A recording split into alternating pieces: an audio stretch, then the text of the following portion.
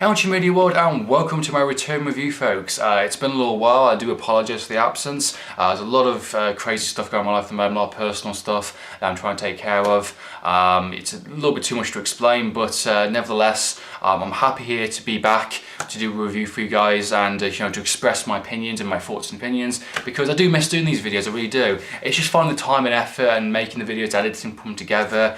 But I've been recently watching a certain show on Netflix. It's been really fantastic. I've enjoyed all 13 episodes. It's been an awesome run. And just, I had to express my opinions. I had to express my thoughts on the show itself. And that, of course, is Marvel's Daredevil. Now, the show's creator is done by Drew Goddess. Now, he's responsible for writing and co-writing with Joss Whedon, which is basically his best friend, practically, Cabin in the Woods. He also wrote Cloverfield. He did the screenplay for World War Z. He did a couple of episodes on Buffy the Vampire Slayer and Angel. Basically, this guy knows his stuff. He's very creative.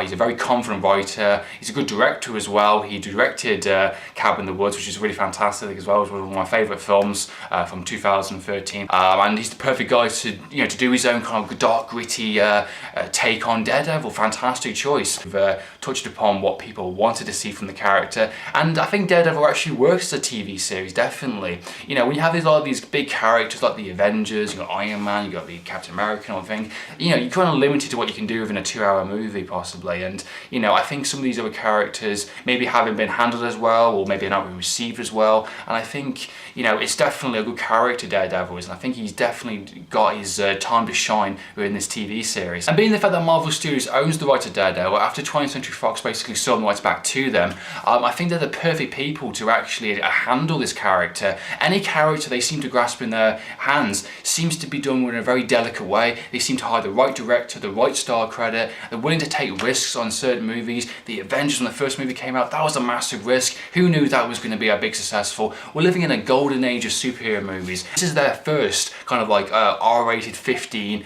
dark, gritty tone with their kind of violent nature. We haven't seen that in a Marvel kind of cinematic universe yet. This is connected within that same universe, by the way. This is set after the Avengers. There's references and Easter eggs throughout the entire series, the 13 episodes. In the series, we have, lots of violence, we have lots of blood. We've got a scene where someone's head gets decapitated, the arms being chopped off. This is something that Marvel hasn't done yet, and I'm so glad that this has paid off in a big way. It has been a huge, well-received show. Everybody's talking about it, everybody's watching it, and I'm so glad they managed to do it. It's basically spitting in Agents of S.H.I.E.L.D.'s face, because that is basically a show that is limping on its final door. It is on very thin ice. They own the rights to The Punisher. I would love to see that as a TV series. That'd be amazing with Tom Jane. Brilliant. Now, this is part of a bigger universe they're trying to do. They're going to lead towards the Defenders, which is something that I don't know too much about. This is a new side of the Avengers kind of. So I'm really excited to see what they're going to do with these kind of Netflix kind of or exclusive type shows. Now, the brief narrative of the actual show follows Matt Murdock. Now, he's a blind lawyer from Hell's Kitchen. He's also a kind of vigilante by night. The show is basically inspired from the Frank Miller's Man Without Fear comic. It's very inspired from that. It takes a lot of source material from that actual comic, and it does its own couple of things here and there throughout the actual show. I really like how they played on the very early stages of him as an individual, his character, because Matt's just recently become a lawyer. He's been doing this kind of vigilante stuff for a little bit while now. He's still trying to figure out what he's trying to do. He's trying to do the right thing. He's a lawyer by day, a vigilante by night, with the guy with the black mask. I really like the ideas within the show, and I like how they pushed it. The first episode by itself basically introduced the character straight away. We had the side of Matt Murdock, him as a lawyer, how he tackles it, how he explains his kind of abilities and what he can do. I love the side of the martial arts. They explain that within the show. I love the history behind it, and the actual choreographed fight scenes are absolutely fantastic. This is hard-hitting stuff, fantastic. Episode 2, which is probably one of the most talked about episodes, has this amazing all-in-one shot 5-10 minute kind of sequence, very old boy style fight sequence where he just keeps going and punching and going, and it's just amazing the way it's handled and the way it's delivered. I love this kind of dark, witty nature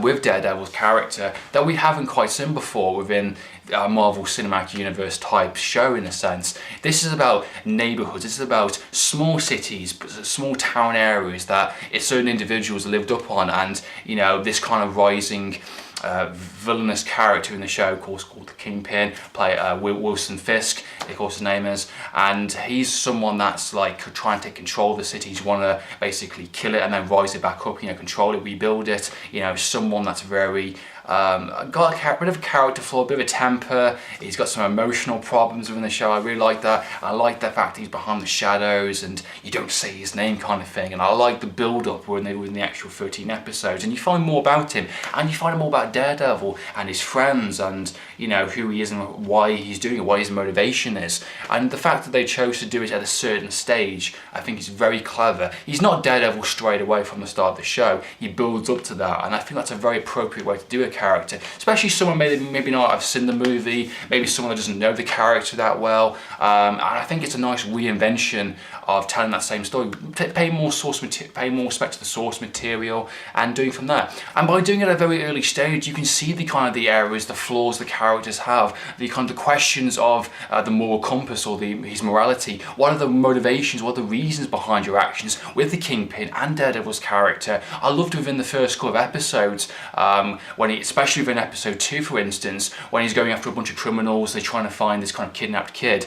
We see at the first opening of the episode, he's beaten up, he's wounded, he's been stabbed, he's been punched, and you can see a bit of vulnerability to the character. This is a person that's trying to do the right thing. This is a person saying, hey, I've had enough, I've got these skills, I've got these senses, I want to do something. Oh, this is my city, this is my town area. Much like other characters in the Marvel Cinematic Universe, like Spider-Man or Captain America, things like that. Good, honest people that want to try and do something greater than themselves and be something better than themselves, be a symbol. And I really like that. And the vulnerability side to it, I think it makes them more relatable. You like them more. You see that, you know, their triumphs and their rewards are much better. And I like how he's been challenged throughout the series, especially with the idea of like, you know, is he going to kill? That's his rule kind of thing, you know, has he crossed that line yet? Yeah, and there's been moments where he's wanted to, and there's moments where he's been almost like on the bridge line of it. The performances by the entire cast have been, I think, absolutely spot on, true to the character and true to the way they kind of talk and the way they interact with each other. I think Charlie Cox's portrayal of the Daredevil, Matt Murdock's character, I think is actually quite well done. It's kind of like that bitterness, that sadness within him kind of thing. I like the little flashbacks we have during the actual series, a few episodes. We see him grow up as a kid, and that links to some of the events within the modern day present. Murdock, he's become successful, and he wants to make his father proud, and I like that. And I like the fact that I like the scenes between him and his father when he was younger. Now, one of the best performances of the entire series is by Vince D'Onofrio, if I said that correctly, sorry. Played William Fisk in the actual show called The Kingpin. Wow, what a performance. Now, this is a really great actor. He's in Full Metal Jacket or some sort of Law and Order type show. I didn't actually watch it. But I think this is definitely one of his best roles. He's one of those actors who's been in so many things, so many different type of crime stories and crime movies. He was in Run All Night recently. But I felt this role was definitely a chance for him to show a bit of expansion, definitely. I think within a movie you get overwhelmed with actors and big stars and the narrative, but he's one of the main villains, and he has been kind of building up throughout the entire series of these 13 episodes, and you really understand and you really dive deep into this character, making him less of a 2D like villain character on the Kingpin, I'm going to punch you in the face, maybe like the movie portrayed him like. He's actually someone that's got a bit of a emotional kind of disconnection a little bit. He's a bit unstable, he gets angry, he's aggressive, he's a big guy, so you can believe when he picks you up and punches you in the face that it's a pretty hard hit, definitely.